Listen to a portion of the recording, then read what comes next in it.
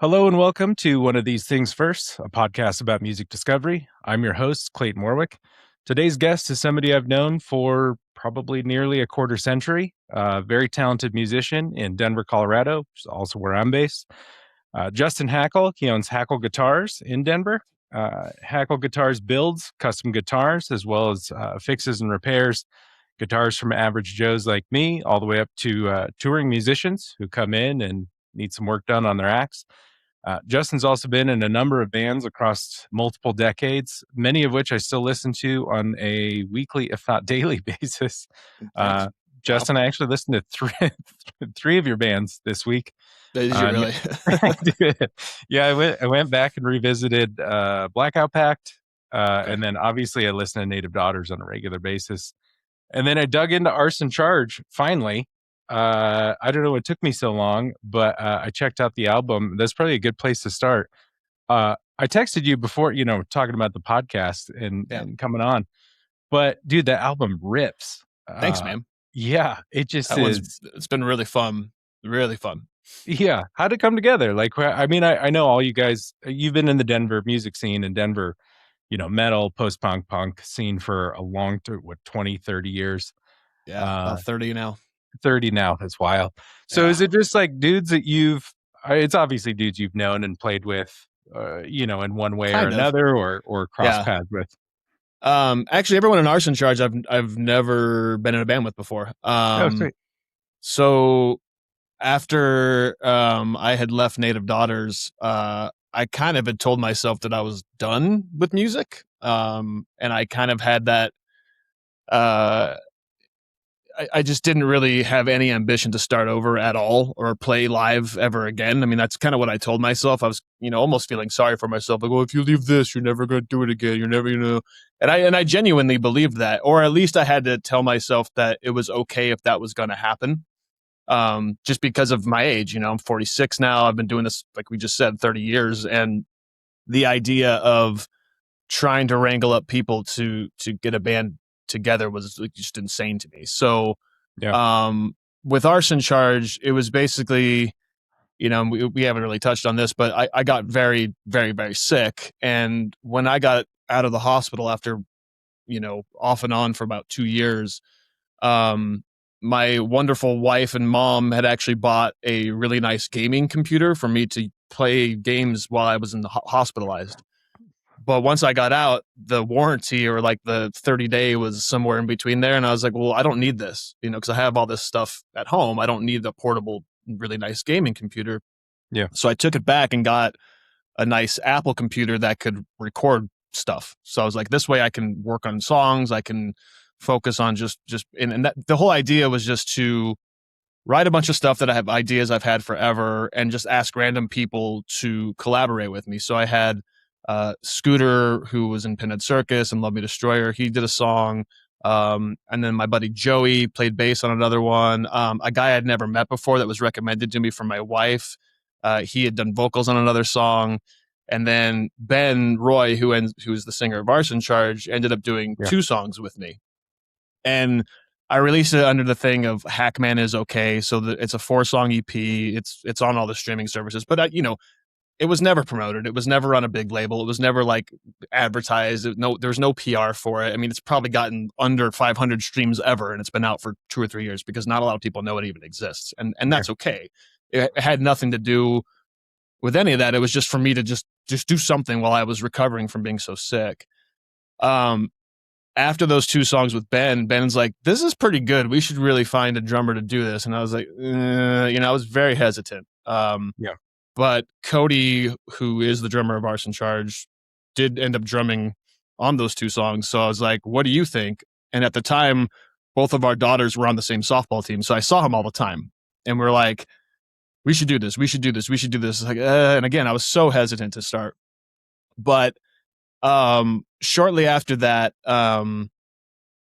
Colin from Native Daughters had posted a thing on the Native Daughters page that I had left the band due to family reasons, which, was not true. There's a whole mess of reasons why that I chose to leave that band. But it kind of lit a fire under me where I'm like, that's not the truth. And I'm still here and I'm still writing music and I still want to do stuff. So then I corrected him and we haven't really spoke since, and we should probably remedy that because he's a good dude, but a little bitterness. And as I did that, I said, hey, I got all these songs. They're in this tuning.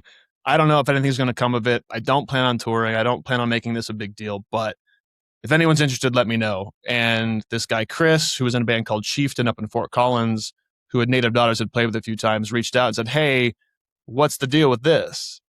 And I was like, I don't know. You tell me. I'm like, here's some songs. Do you want to be our bass player? And I tried to get Matty Clark to play with me because he's one of my best friends. He owns the High Dive. And, he had played in an instrumental band called Trees with me for a little bit. But Matty was kind of burnt out. I was like, I don't know. I don't want to start a new project. Oh, okay. So Chris hopped on board. And then Dave, our guitar player, was actually a customer of mine through my guitar shop. And we always got along. He's a big baseball guy like I am. He used to play baseball in college. So we just instantly got along. But I still to this day don't really know him that well. This band strictly functions on the fact that technology is at a space where we can email things back and forth to each other. I don't know if you can see behind me, all my, gears behind me. And it's all generic, cheapest crap you can get just to get ideas going. And so I can send that to Cody. Cody writes the drums. Ben is extremely active where he'll send you vocal ideas within a week, sometimes days. And it's like, holy shit. So this thing started happening really quickly. Yeah. And we hadn't actually played in a room together for about almost 6-7 months before we actually, did. And we had 5-6 songs. Yeah. And it was really bizarre because we all were really good about doing our homework and practicing what we had recorded, but had never been in a room together. It was really weird. So when we got in the room together, we flew through those songs quickly and it was like, holy crap, this is working, And so then we're like, I guess we're bands now. And we just kept working. Same thing. We kept emailing ideas back and forth to each other. And after about a year, we played our first show. And, and when we played that first show, we had probably practiced as a band under 20 times easily. It was very bizarre, but you can get away with that if you're at my age and you've been doing this so long. And again, as long as you do your homework and you're practicing it the way that the song's going to sound anyway, then you're okay. Yeah. It's not traditional. Obviously we would prefer to be able to get together once, twice a week and be in a room and catch up with each other like bands, like all my previous bands did. It was half of the fun was, hey, these are my buddies. It's like, I can't wait to see them and we can talk about our day. And, the music's secondary. You're just there to hug it out and figure out life and go from there. And practices are still like that. But again, we don't practice that much. We just don't have the time. We're all older with kids or whatever. And that's really how Arson Charge started. And one thing led to another. We ended up recording a record. Ben's got a bunch of contacts because his comedy career is pretty busy. He's very busy with that. Yeah. And so between all the contacts, we got it to come out on Anxious and Angry Records, which is the guy from Off With Their Heads. Why can't I think of his name right now? He's gonna kill me. Oh, good. You're on the spot. I know. But yeah, he put it out, and it's just been unbelievable. How little of effort we've genuinely put into anything outside of the music itself. Obviously the riffs are something I'm like, yeah, this is fun. I like this. And then it's been naturally turning into music without even really trying that hard. That's awesome. It's been really refreshing because I missed that a lot with Native Daughters, is that we weren't being very creative. It was always show. And it's like, as you say, I've been playing shows for so long that I've come to find out that I do like playing live. It's fun, especially once I get there. I'm like, yay! But the practicing, the getting there, the loading in, all that stuff. I'm just like, if we do this again.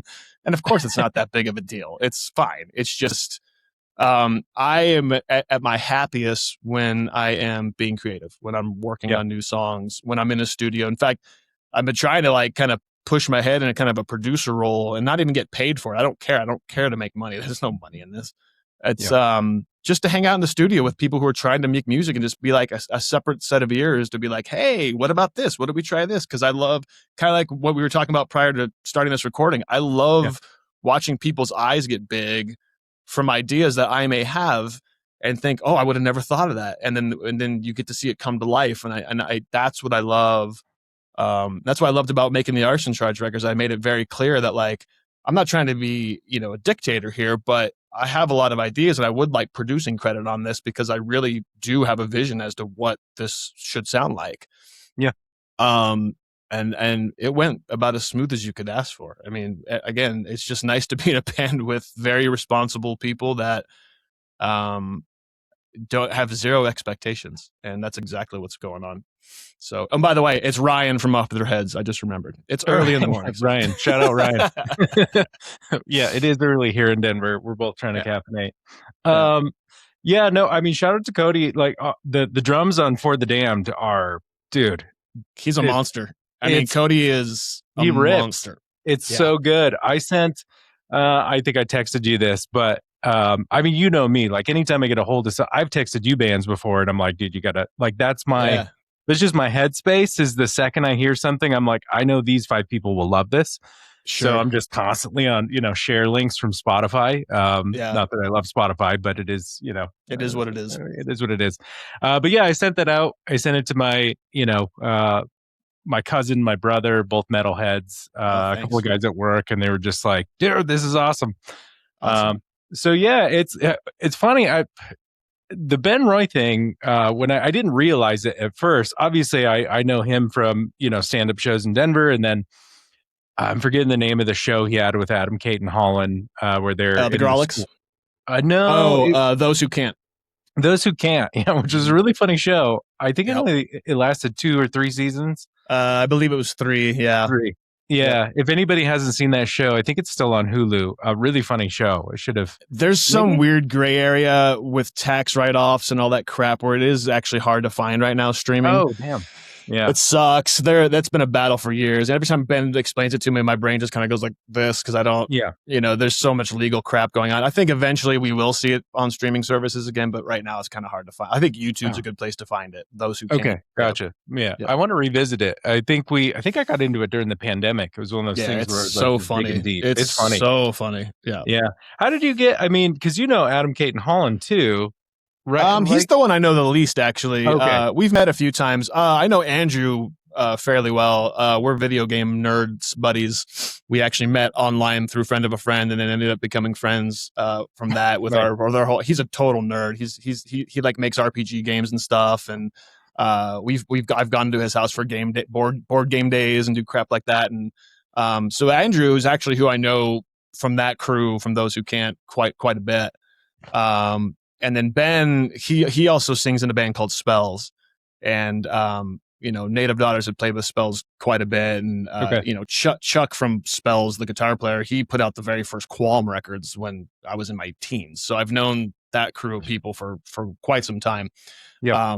I didn't know Ben could scream like that. I mean, when I asked Ben to record one of those songs, he came back and sent me back like really screamy stuff. And I was like, whoa, I don't think that fits with this song. But now that I know you can do that, okay, I'll start writing some heavier stuff, because I had no idea. Yeah. So it was really because I think he just kind of assumed that because I was in a heavier band with Native Daughters that I wanted screamy vocals. And that wasn't necessarily the case. It was just like, here's a punk song I wrote. You're a punk singer. Let's make this happen. And then it came back with this crazy screaming, and that song actually ended up on the record. There Is No Dog is the name of that song. Okay. And I didn't even think we were going to put it on the record because I don't think it really fits with the rest of the record. But now that we've been doing this, I don't care that it doesn't fit. I mean, that's the thing, is that like we're able to do this where we can literally write whatever, and none of us seem to care. And I love that. And I think that's exactly why this band is working the way it is. And it's not getting a ton of attention, but again, for the little amount of effort we're putting into it, it's doing a lot better than a lot of some of my other bands. So I'll take it. It's awesome. No, I mean, it's great that you guys are just like in pure creative expression mode. And two, I mean, to your point, it's funny. I was thinking back to like some of the other bands that I've known across the years, like early days, early Denver scene. Sure. Where, people don't take stuff seriously. They're not practicing. They're just in it to be on stage. And that was never it for me. I was militant about practicing when we were younger. I mean, if Yep. we missed practice, I'd be pissed. If you were, I still have I mean, I don't do it now, especially with Arson Charge, but all my previous bands, if you were in another band, I would instantly get jealous. If you had a show and I didn't, I would be jealous. If you missed our practice with the other band, I'd be mad. I mean, I was a baby. Because I just wanted it to be about me all the time. You know, I was this selfish prick. And, but that's all I had was this, you know, that's all I've known my whole life is music. So, you know, there is such thing as too much. And when you're young and dumb, you don't know any better. And, you know, I remember when I was in a band called Only Thunder, same thing. Like those guys started branching off and doing other shit. And I'd be like, no, this is my band, my time. And I would, you know, I was a dick. But well, you've always been nice to me, buddy. Well, thanks. I mean, I think people in general I can be nice to, but my bandmates, I'm protective of them. Those are mine. Like, you can't have them, you know? That's funny. Which is so dumb because it's not at all how things work. But that was just my mentality when I was a lot younger. So I don't know why. One of your other bands, the one that I mentioned, which I think was a flash of brilliance for a short period of time, but the Blackout Pact. I have a funny story. So our mutual friend Mikey Delmonico, this was before he played with you guys. Right. He brought me to one of your shows, and at the time, I mean, this was I probably was like 20 years old. I think I was wearing like some kind of bright. I was 26, so yeah. I mean, this is 20 years ago. Yeah, I was wearing some. It was one of those classic cases where I've never been the guy that dresses for the scene or fits the scene. I've just always been a guy that likes music and such a broad range of music that I would never fit into any scene because I'm all over the place. Sure. But Mike, he took me to a show, and I think I was wearing like a bright like flower print shirt or something, and it was in. I can't remember the name of the venue, but it was a total shithole, you know, like some guy with a cooler selling beers for like $1, you know, busted bathrooms and stuff like that. Yeah. And I remember I felt so awkward for like waiting for you guys to get set up and start playing. And I had never heard you before. And Mikey's like, you're going to love it. Just, you know, and Mikey, of course, he makes friends with everybody. And he's such a natural connector. Yeah, absolutely. But you guys started playing, and like instantly, I could give a shit less about what I was wearing. Nothing, like didn't matter. You guys were ripping so hard. I wish I remember what it was. Warehousey shithole. I think I know it. It had like a upstairs weird. Like, yeah. I know exactly. Yeah, we were in the middle of touring like our asses off when that show. I know what show that was. I have no idea where it was, but I know exactly what show you're talking about. Yeah. Justin. I remember, I don't know, Justin who he didn't replace me in Native Daughters, but he's in Native Daughters now. His band at the time played that show too. And I remember we went to high school together. So it's like, it was kind of weird that we were all playing this weird Roy House show. And, you know, with Blackout Pact, I didn't write any of that stuff. That was not me. I joined that band literally a month after the album came out. Oh, wow. And it was more just I knew they had a good booking agent. They are on a decent label. And I was like, well, you know, I had nothing serious going on at the time. So it was like, I guess I'll give it a shot. And I even told them when the record first came out that I really wasn't that into it. I was like, it's okay, you know? And they're like, well, it wasn't really recorded that good, but, you know, we really need a guitar player. And I was like, I just want to preface that. I don't want you guys to think that like, hey, I'm in the Blackout Pact. I love this. Yeah. Once I was taught how to play those songs, it was a completely different story. I realized they were very well written songs. They were very, Mike, the singer, who rest in peace, he passed away a few years ago. He is such a creative force. I mean, that guy thought about music in such a different way that I would have never approached anything. And if it wasn't for him, I would have missed out on a whole genre of music that I wouldn't even have paid attention to.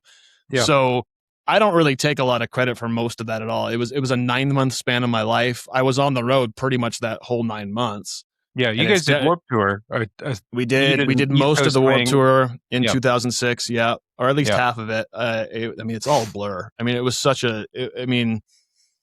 that band definitely took years off my life. I mean, it was. Yeah, it was. I've heard stories of. I mean, the name is indicative of what the vibe was. It was not a joke. It was real, and I knew that getting into it too. You know, and that's kind of why I prefaced it. It's like, I'll do this because I want to know. I want to meet people in the industry. I want to meet these booking agents. I want to see what it's like to tour and play in front of thousands of people every night. Cause not all the tours were like that, but we hopped on some pretty big shows, and big package tours where I was like, okay, now I get a kind of a feel for this. And, but that actually completely backfired because they had such a bad reputation that when people found out I was in the Blackout Pact, they didn't want to talk to me. They didn't want to deal with me. I had one guy try to kick my ass once because I guess they owed him thousands of dollars in merch. I was like, what? You're in Blackout Pact? I'm like, dude, whoa. Like, just playing. I played guitar for 9 months. I got my signatures are not on nothing. I had no, but I'm not surprised. I mean, those guys were ruthless.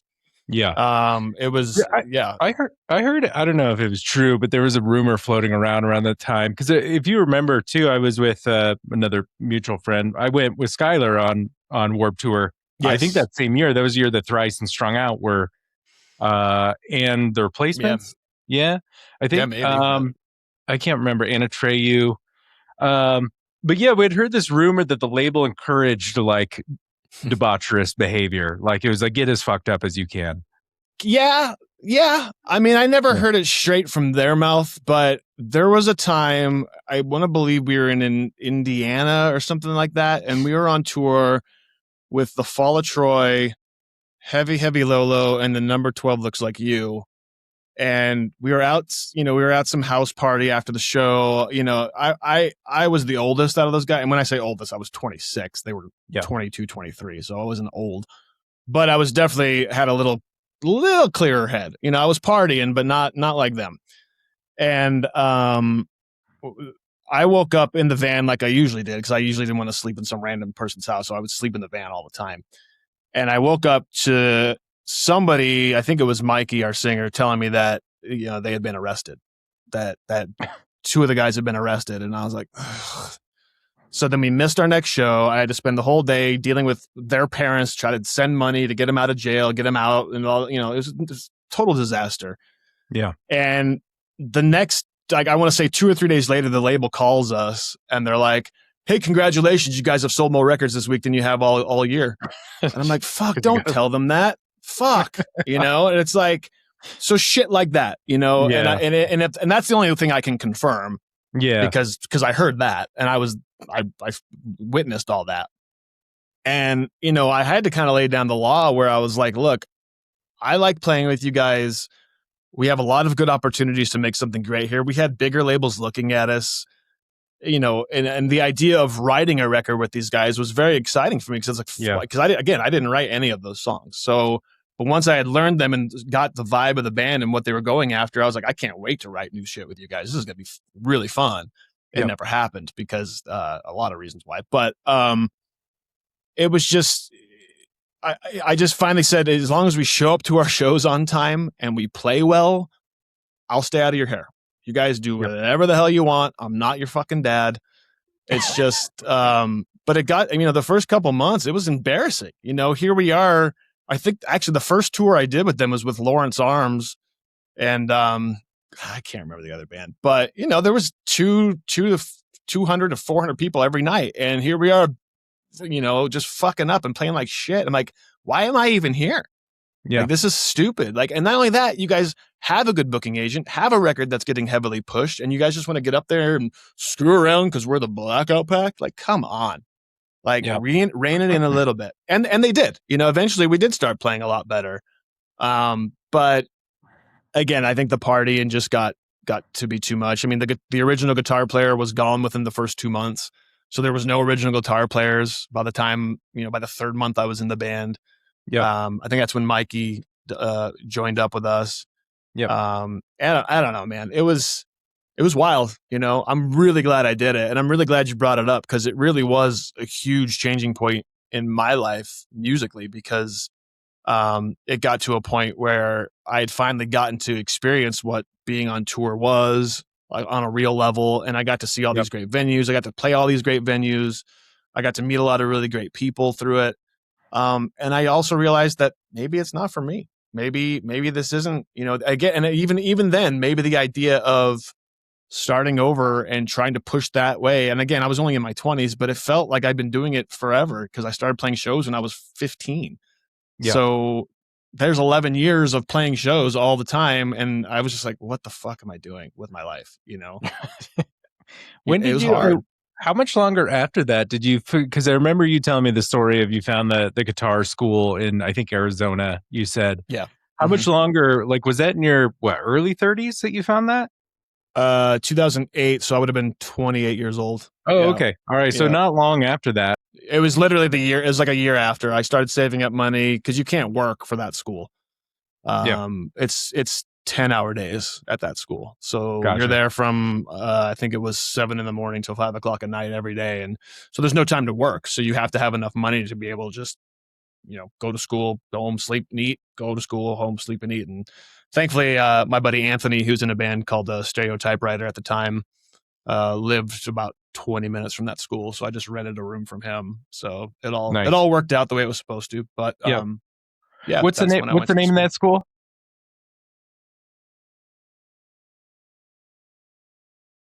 The Roberto Venn School of Luthery. And yeah, it's they've moved since. They're still in Phoenix, but it's a much nicer facility from the pictures I've seen. I haven't been back. I've been invited back a few times to do like little talks, and I might do that one of these days when go down for spring training or something, and go say hi. Couple it up, go see some games, go see some hockey. I thought about it. Yeah, I thought about it.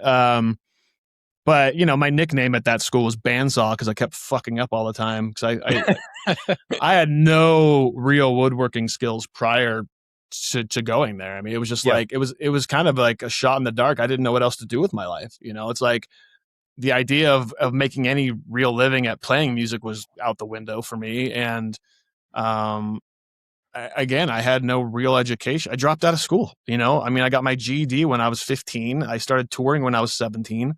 Yeah. So again, it'd been a long road already, and I wasn't even 30 yet. And I knew I had to do something musical. I don't know what else to do except music. And it was definitely the right path because I'm coming up on 20 years now of working and repairing and building guitars. So it was the right call. That's incredible. Yeah, you helped me with both mine that are sitting here collecting dust. Well, I got a whole collection of dust collectors too, so it's fine. I need to wipe them down. Oh, every once in a while, my kids will walk by and knock the strings. I'm like, oh yeah, I should play those. I should learn that again. Yeah, I feel you, dude. I mean, I work on them every day, and I have a hard time playing them. I get it. Yeah, it's finding time to do it, especially when we get older. It's hard. Yep. You mentioned in the story of Arson Charge and how it all came together and you're experimenting with stuff. I'm going to guess I know your answer, but have you played around with generative AI at all for the sake of like ideation or anything like that? Are you anti-Suno? Where do you stand on that? I would say the only thing I've ever slightly messed around with was like drum beats. Like I use Logic for all my recording stuff, and there's there's already pre-recorded drum beats that you can kind of tweak what they do. But even that is it's more that's just stuff of being lazy because like you can see I have electric kit right behind me, and I am especially compared to Cody, I am no drummer, but I can play a beat well enough to at least portray what I'm thinking for the song. Yeah, and I think there's been a few times where I'll write these ideas, send them to Cody, and he plays something totally off, not even what I was thinking at all. So he even told me, well, if that's not going to work, send me what you're thinking. So I think maybe one time I've actually sent him one of those AI beats once, and that's it. Like as far as melodies, music itself, and like any kind of notes, never. Yeah. I've never used that stuff.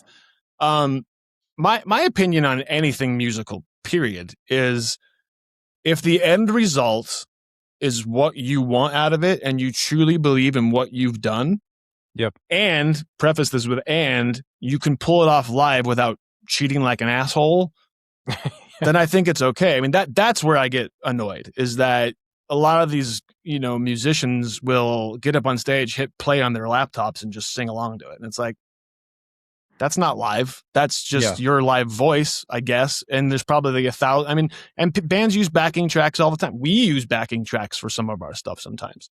Yep. But it's more like backing effects than tracks, I would say. But with the technology these days, I mean, it's more about the only time, I mean, I saw a thing yesterday where there's like something like 70,000 songs that are AI generated being uploaded to Deezer every day. And it's like, that's disgusting. That's just, but again, if your ears are being tricked in it and if that music provides an escape for somebody or helps them get through their day, do I like it? Absolutely not. Do I think it's disgusting? Yeah, it's gross because people like myself who take so much pride in learning an instrument and sharing their creativity with others, when people are just pushing a button and then pushing another button and uploading it, that sucks.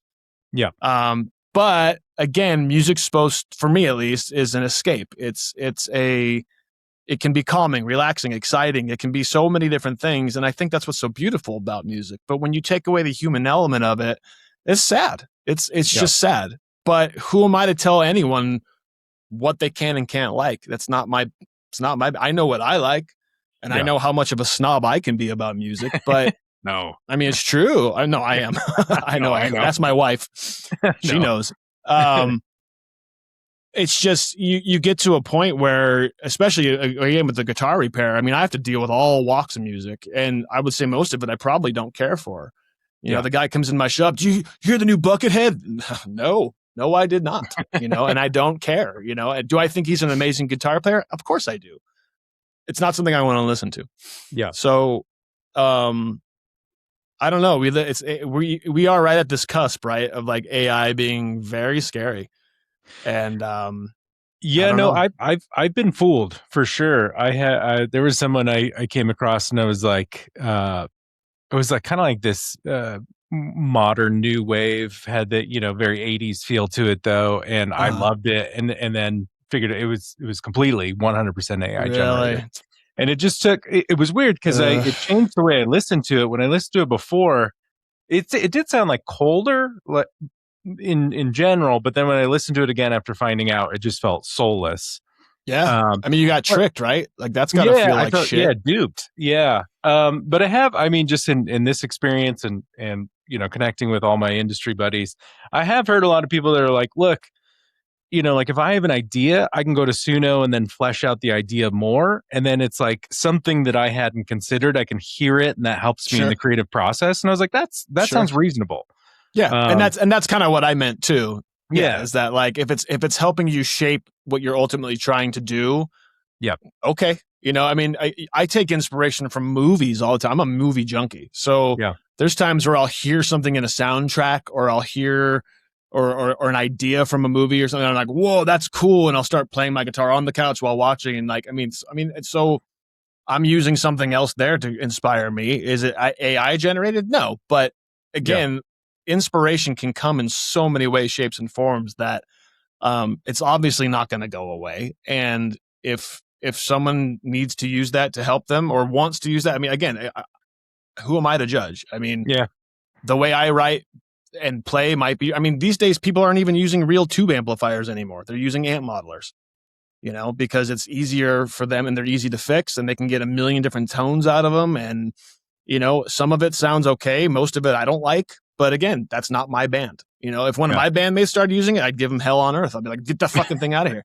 But that's the purist in me. And that could become long lost art for all I know. Tube amps might go away in the next 5 years. I mean, I hope not. Break my heart if it did, but it's just, you just don't know the direction things are going to go, because the technology's there. I mean, again, I've heard a lot of good guitar tones come from these amp modelers. I'm like, that you can't even tell.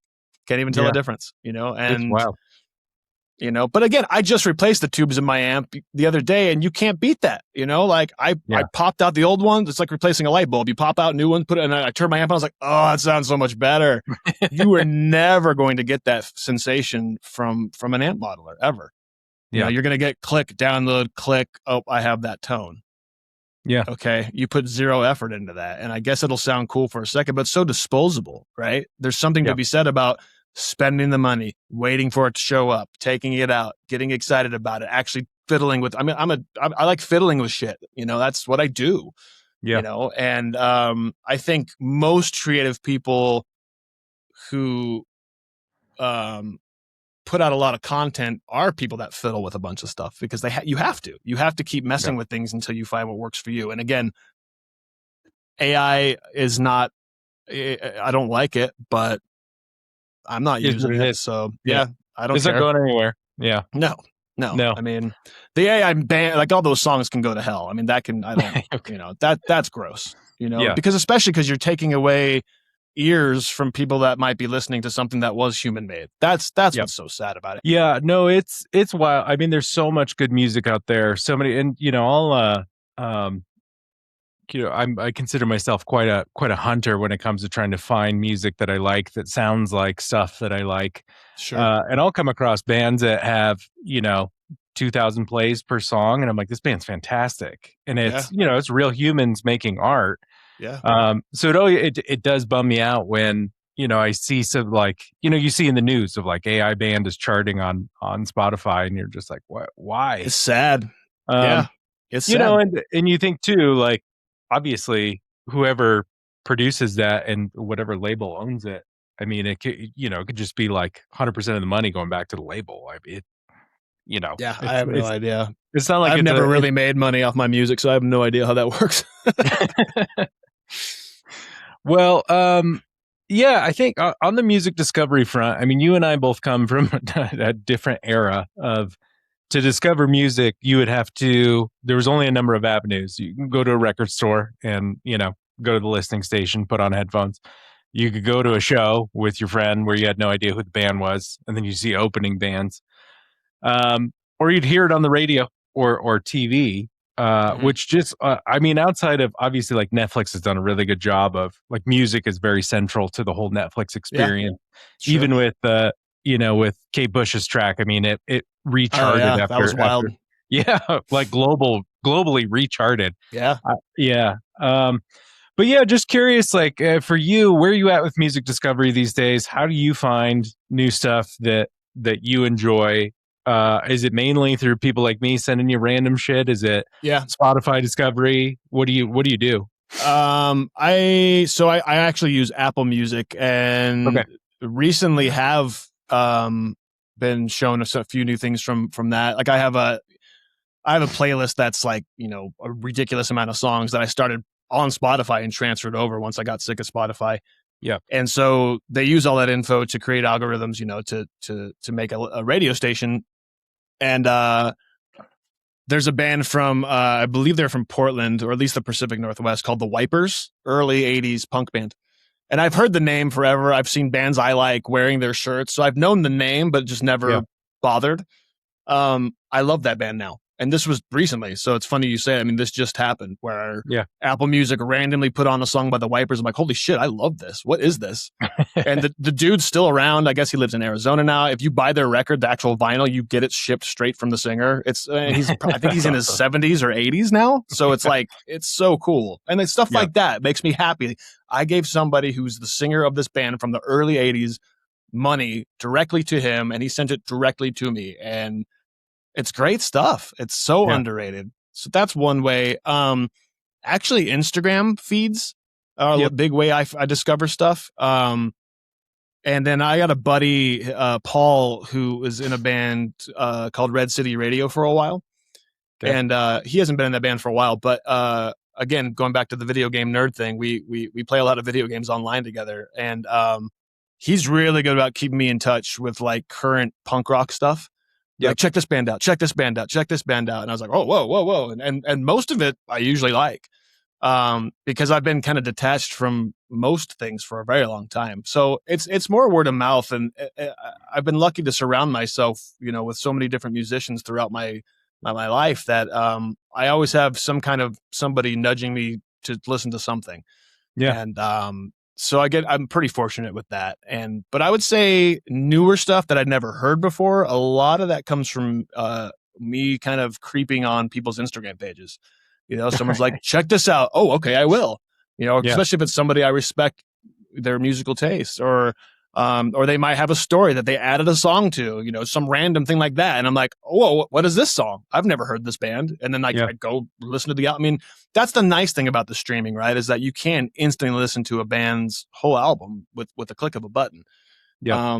And there's good and bad things to that. But the good thing is for somebody like me who does in fact still listen to full albums from start to finish, which I know is kind of a lost thing for a lot of people. I've discovered some of my favorite artists that way. Yeah. You know, there's an electronic guy, Carpenter Brut. Have you heard him? Nope. He's from France, and my understanding is that his whole inspiration was to write songs that would sound like they belong in 80s horror movies. Okay. So it's very like Miami Vice meets Freddy Krueger. It's like, Right. and it can be, yeah, it sounds, but I just saw him the other night at the Mission Ballroom, and it was one of the best shows I've ever seen, ever. Wow. It's him on the keyboards, a guitar player and a drummer, and that's it, with this insane light show. And I discovered that through my bass player's wife posted a thing years ago about a collaboration he did on a movie. And I was like, what the fuck is this? I love this because it's very 80s, but still very tough sounding. And I was like, this is amazing because I can't believe somebody's making something like this. Because all the artwork is very 80s horror. All the shirts are very neon and ridiculous and goofy. But it's so good. I mean, it was so good. One of the best, like I said, one of the best shows I've seen in years. And again, and she was, I went with her actually, and Chris, our bass player, and they're like, how did you get into Carpenter Brut? I'm like, actually, you guys. They're like, what? I'm like, yeah, you posted a thing about his movie about 5 years ago, and I didn't know who the hell he was, and I watched the movie, and now they're like, you serious? They had no idea. I'm like, yeah, you're the reason I like this band. So that's awesome. You know, yeah. I mean, I guess it's going back to the creative process too, right? It's like there's no wrong way to discover anything artistic. Yeah. It's just going to come at you. If you're genuinely interested and you genuinely love to discover new things, it'll find you somehow. And, you know, we're certainly at no loss of people making it because everyone's making it, and it's oversaturated. It really is. Yeah. But the advantage of that is that a lot of people all over the world who would probably never hear what you're doing get a chance to do that because of the streaming and all that stuff. So, you know, I'm a vinyl junkie. So if I really genuinely like what I'm listening to, I'll probably go find it on vinyl anyway. And still feel like I'm supporting. Yeah. I try not to go that far, but yeah, some of those records are a joke, but I mean, just the press records. I mean, I think we had to charge almost 30 for ours, and that was just to make a little bit of money because the pressing plants are the ones charging so much. So it's hard. Yeah, you know, the project, the company that I mentioned while we were in the waiting room. So we built this essentially similarity search where you can enter a track, specific single track from somebody. It has to be publicly released, and then it'll feed you 32 sonically similar tracks based on a number of different models. And it's been, you can check it out at musicatlas.ai. And we have an open discovery map. You can go check it out there. But I put in at the drive-in song, and this was a while ago, probably like 4 or 5 months ago. And it returned, one of the tracks was from a German punk band. And I spent the day listening to an entire punk album in German. Didn't understand a word of it.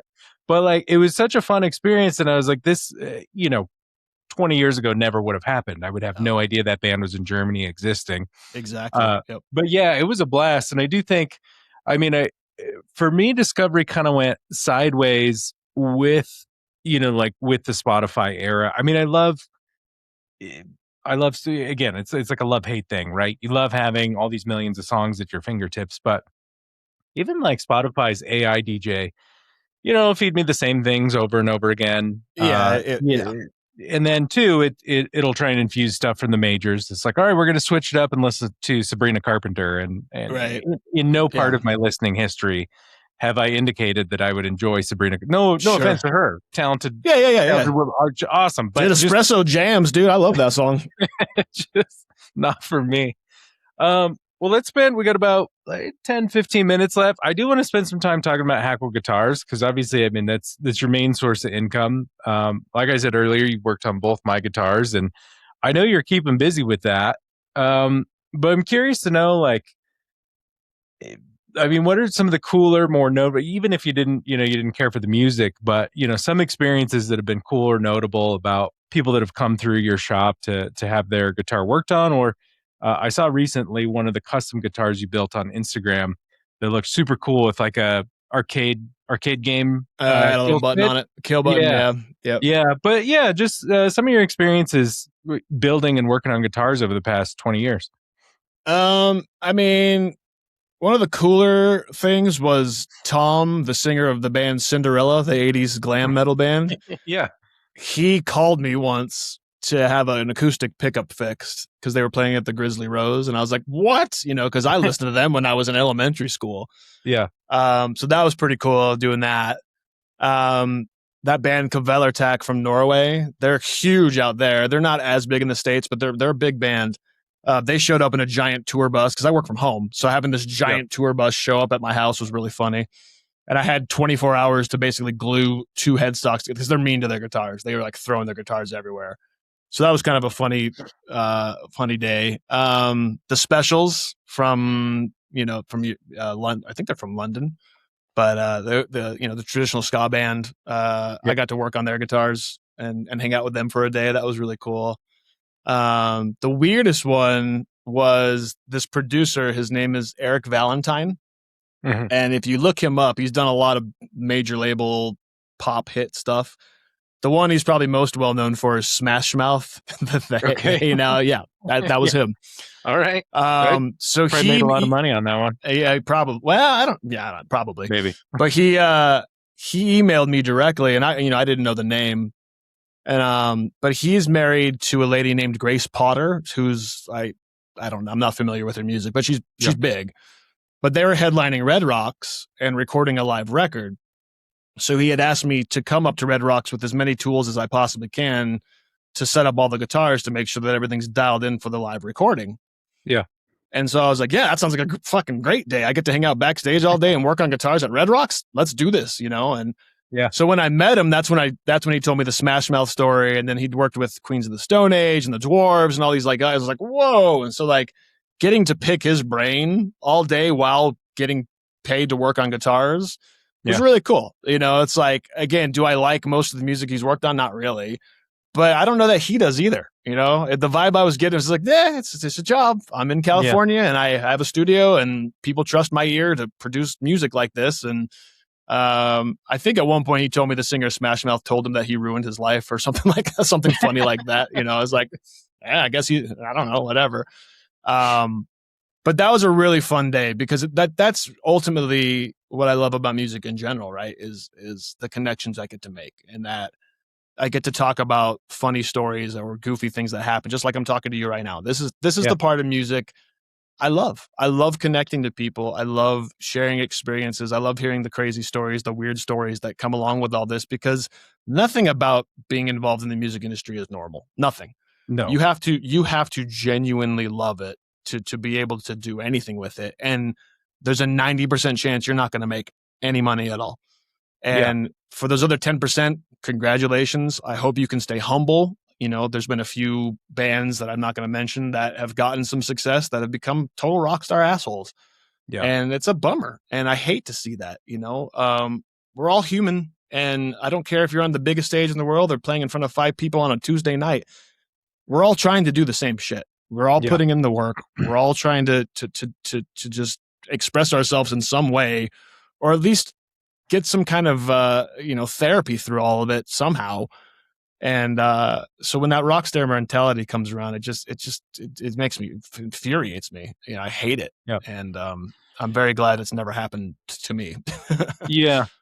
No, I definitely feel it. I've had some very weird experiences. I did when I was doing, I don't know if you remember the charitable platform I launched, Cadence and Cause. It was online fundraising with artists and festivals. They would pick the charity, and then their fans would, you'd buy an online raffle ticket for a chance to meet them backstage, whatever it was. Gotcha. And then I also had the music blog, The Music Ninja, which is still around. We just I remember that. Facelift. Yeah, even though blogs aren't a thing anymore. But whatever, it's cool, it's fun. But I did back to back. I did South by Southwest, and then I went to Miami Music Week. That's a lot. I was trying to hustle. And then I had some weird experiences at South by Southwest. I was there by myself, which is it feels like that's a lonely road. Yeah, dude. I ran into some people I knew, but still like but there's so many things going on. It was wild. But then when I got to Miami Music Week, it was definitely like a warmer, obviously it's Miami, it's warmer vibe, fun. But I had people text me saying, "Yeah, meet me at yeah, I'm sure I'm down for a conversation to see if we can do business together. Meet me at 3 a.m. at this club." And I was just like, "I'm not going to meet you at 3 a.m. at a club to talk business." I did though. Actually, I ended up going and worked some stuff out. But it is a wild industry. I always just to your point of even if you get some success, and I've had varying levels of success in this industry, but I always take time anytime I have like a friend of a friend where they're like, hey, my kid is really interested in the music industry. They have no idea what all the different jobs are, where you could go. Sure. I always take those calls. I always want to talk to the next generation to, hey, you could go into PR, you could go into A&R. Like, here's what it looks like. Here's what you're up against. It's not going to be easy. And, in your 20s, you're not going to make, because everybody wants those jobs. So you're going to get paid, very, very low level compared to your, other friends that are going into different industries. Sure. But I think that's our responsibility as people who have been, in different parts of this industry is to, make sure the next grouping of people come up and keep music alive, especially when we're exactly. Just to know that, like, again, going into it with the attitude of I love doing this and I'm going to do everything I can to make sure it becomes something I continue to love. And making sure they understand, like you said, making sure they understand that, like, the chances of you making any real money at it is slim to none. I mean, it's hard. Even bands that I am friends with that do okay, that can draw, I don't know, 500 to 1,000 people a night, they're just barely getting by. Yeah. It's an okay living, but it's lucky that they can do just that, right? They get to play live every night and come home and enjoy their money, but it's not like they're living in huge homes. Yeah. It's very again, you have to genuinely love what you do to make this to be an actual thing. So yeah, and that's a hard life too, being on the road. Touring is a tough. Like, I've obviously never been in a band, never toured, but like business travel is difficult for me. I can't imagine touring life. Yeah, I mean, you're with the same group of people every day. And again, if you're lucky enough to get a hotel every night, if you're making that kind of money, good for you. At least you get to sleep in somewhere hopefully clean, and you get to have a shower. I mean, those are things that I never had. All the touring I ever did was, we're playing in front of anywhere from 50 to 500 if we're lucky. That's if we're opening for somebody bigger, because we were definitely not drawing that many people. And every city and state, it was like, can we stay at your house? Can we stay at your house? Can we stay at your house? Because we couldn't afford to get a hotel every night. Some of those tours, when we were playing in front of thousands of people, we were actually making less money from the ticket sales and had to depend solely on the merch. Yeah. And if we made enough on merch, then okay, I guess we can afford a hotel tonight. But if we didn't sell enough merch that night, tough shit. And there'd be definitely times where going back to sleeping in the van. I slept in the van more than anybody.